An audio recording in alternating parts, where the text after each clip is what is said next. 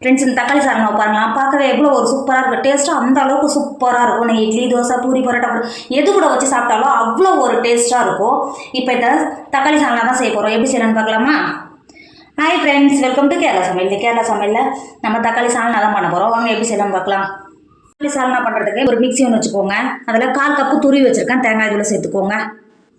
அது கூடவே ஒரு சின்ன துண்டு பட்டை, 5-6 கிராம்பு, 2 டேபிள் ஸ்பூன் பெருஞ்சீரகம் சேர்த்துக்கோங்க. ஒரு சின்ன துண்டு இஞ்சி, 10 பல்லு பூண்டு, அது கூடவே 7-8 முந்திரி பருப்பு சேர்த்துக்கோங்க. அது கூடவே 4 பழுத்த தக்காளியை கட் பண்ணி வச்சுருக்கேன். அதை உள்ள சேர்த்து கொடுத்துக்கோங்க. 2 டேபிள் ஸ்பூன் மல்லித்தூள் சேர்த்து கொடுத்துக்கோங்க. 1/2 டேபிள் ஸ்பூன் கரம் மசாலா சேர்த்துக்கோங்க.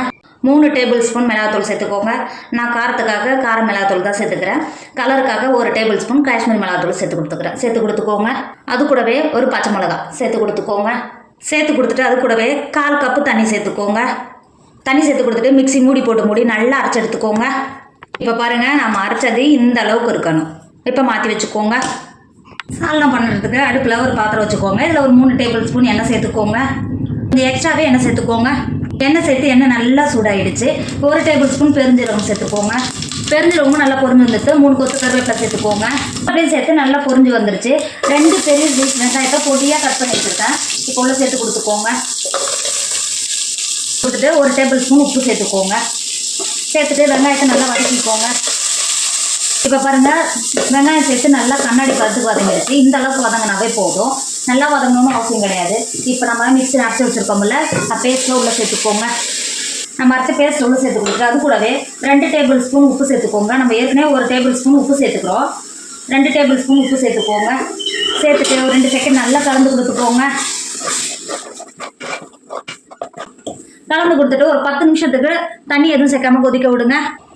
இப்போ பாருங்கள், 10 நிமிஷம் ஆகிடுச்சு. எந்த அளவுக்கு நல்லா கொதிச்சு வந்திருக்கு பார்த்தீங்களா? இப்போ நம்ம மசாலா அரைச்சோம் பார்த்தீங்களா? அதுலேயே நான் 1/2 கப்பு தண்ணி சேர்த்துக்கிறேன். உங்களுக்கு எந்த அளவுக்கு குழம்புக்கு தண்ணி தேவையோ அந்த அளவுக்கு சேர்த்து கொடுத்துக்கோங்க. தண்ணி சேர்த்துட்டு நல்லா கலந்து கொடுத்துக்கோங்க. நல்லா கலந்து கொடுத்துட்டு இந்த ஸ்டேஜில் உப்பு ஏதாவது கம்மியாக இருந்தால் சேர்த்து கொடுத்துக்கோங்க. நல்லா கலந்து கொடுத்துட்டு மூடி போட்டு நல்லா கொதிக்க விடுங்க. நம்ம முந்திரி பருப்பெல்லாம் சேர்த்ததுனால அடி பிடிக்க சான்ஸ் இருக்குது. நீங்கள் இடையில திறந்து நல்லா கிண்டி கொடுத்துக்கோங்க. கிண்டி கொடுத்து நல்லா எண்ணெய் பிரிஞ்சு வர வரைக்கும் நல்லா கொதிக்க விடுங்க. இப்போ பாருங்கள், நம்ம சால்னா எந்த அளவுக்கு கொதிச்சு எண்ணெய் பிரிஞ்சு வந்திருக்கு பார்த்தீங்களா? இந்த ஸ்டேஜில் ஒரு கைப்பிடி அளவு மல்லித்தழையை கட் பண்ணி உள்ள சேர்த்துக்கோங்க. சேர்த்துட்டு இறக்கிக்கோங்க. இப்போ பாருங்கள், நம்ம கமன்னு வாசனையோட நம்மளோட தக்காளி சாதம் சூப்பராக ரெடி ஆகிடுச்சு. இதோட டேஸ்ட் அந்த அளவுக்கு சூப்பராக இருக்கும். பார்க்கவே எவ்வளோ ஒரு கெட்டியாக எவ்வளோ ஒரு க்ரீமியாக இருக்குது பார்த்தீங்களா?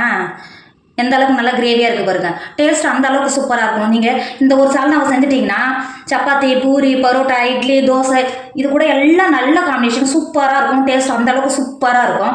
கண்டிப்பாக நீங்களும் ட்ரை பண்ணுங்கள். என்னோட வீடியோ உங்களுக்கு பிடிச்சிருந்தா உங்கள் ஃப்ரெண்டு உங்கள் ஃபேமிலிக்கு ஷேர் பண்ணுங்கள். மறக்காமல் கேரளா சமையல் சப்ஸ்கிரைப் பண்ணிக்கோங்க. தேங்க்யூ.